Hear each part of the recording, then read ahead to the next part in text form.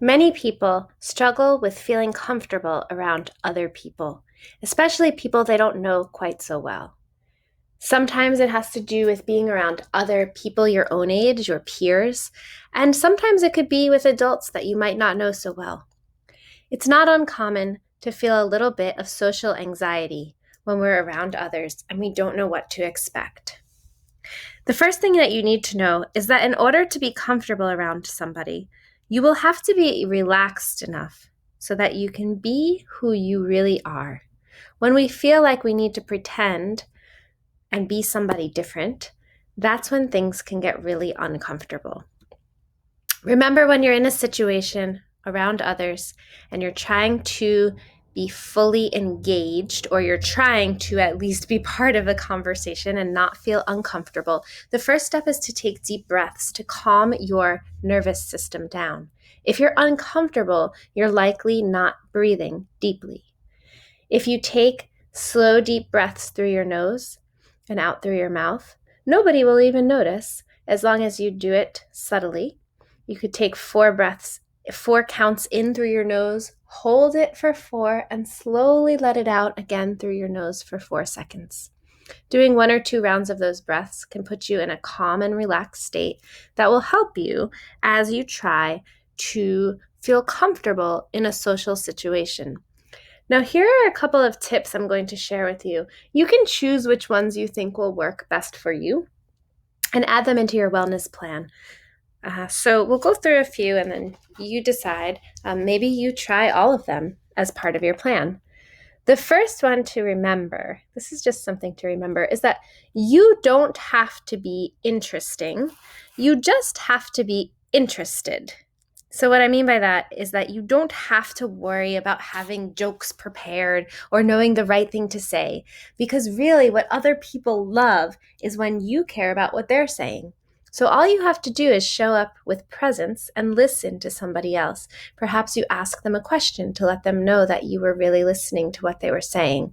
That is a really big step in creating strong connections with other people. Just listening, being interested, and letting them know that by asking some questions.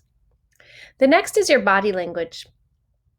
Often when we feel uncomfortable, we cross our arms, we sort of slump down a little bit. We might look away from what's making us uncomfortable, the other people in this case. You can actually, even though you're uncomfortable, you can force yourself to have friendly body language. This will actually make others perceive you as friendly, and it might even make you act a little more friendly too. So if you can force yourself to move your hands in a way that are open, so they're not crossing over your chest or your lap, if you can make sure you're looking at the person that you're speaking to, smile on your face, and this way you are showing that you are open and willing to speak with somebody else. So the examples on this screen show the lady in red who is closed body language. She's not accessible. You don't want to really talk to her. She doesn't look like she wants to talk.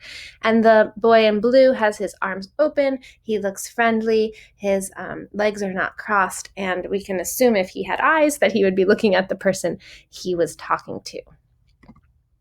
Next is you can pretend to be confident until you really are.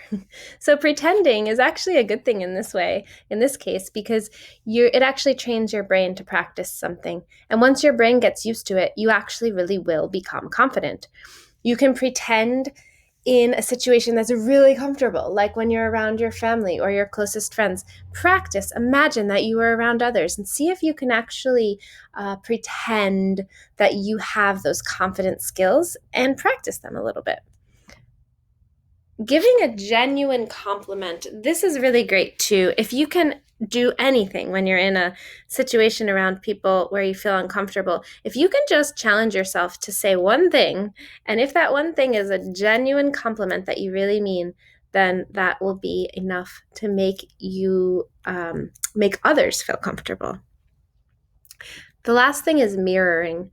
When you're around somebody and you notice their body language, see if you can use your body language to let them know that you know how they're feeling. So if someone's telling a really sad story, perhaps the expression on your face will not still be a smile. Perhaps at this point you will change your face to show them that you too understand